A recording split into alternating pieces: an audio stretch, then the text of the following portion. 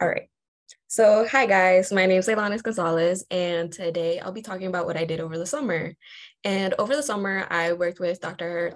Daniel Hallinan, and we worked on Fourier transform, infrared spectroscopy, attenuated total reflectance, which was used to study the change in concentration in a polymer electrolyte when subjected to a temperature gradient. Um, and the reason why we do this is because polymer electrolytes offer a way to reduce heat waste and convert that loss into energy.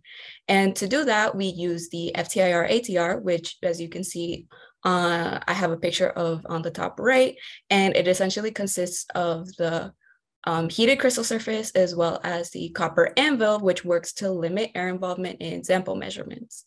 And the picture at the bottom is a simple example of how heat and mass will flow from one side to another and how it'll flow inside the membrane. The water bath would dictate the cold side, and then the Golden Gate would dictate the hot side. And the Surrey effect is given by the ratio of Fickian and thermal diffusion coefficients. The thermal diffusion coefficient is measured while temperatures are going towards the temperature gradient, and Fickian diffusion is measured while temperatures are going towards isothermal conditions. And to do this, we use polyethylene oxide as a polymer and lithium TFSI, which was used as the salt.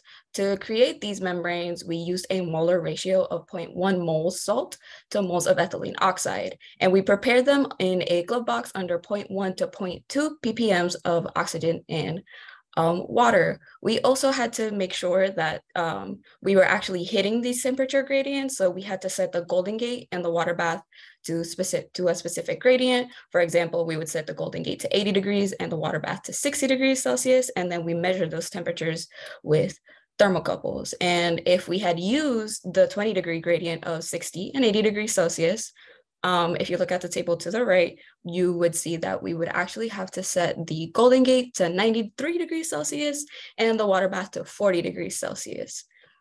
And then to calculate the Sorey effect, energy was measured in the FTIR and then converted to absorbance, which is directly related to concentration.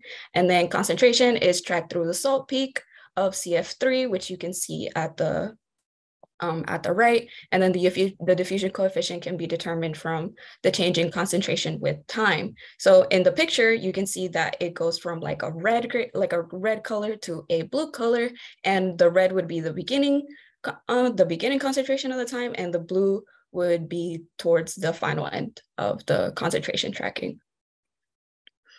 And for these examples, the ones that I have presented so far have been for a polymer electrolyte with LiTFSI as the salt component, and membranes with NaTFSI will be studied next.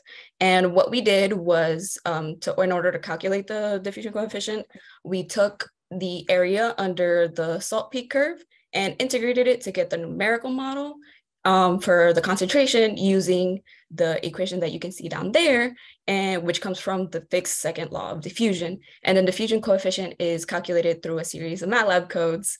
And for this example, specifically, the numerical model and experimental models show good agreement.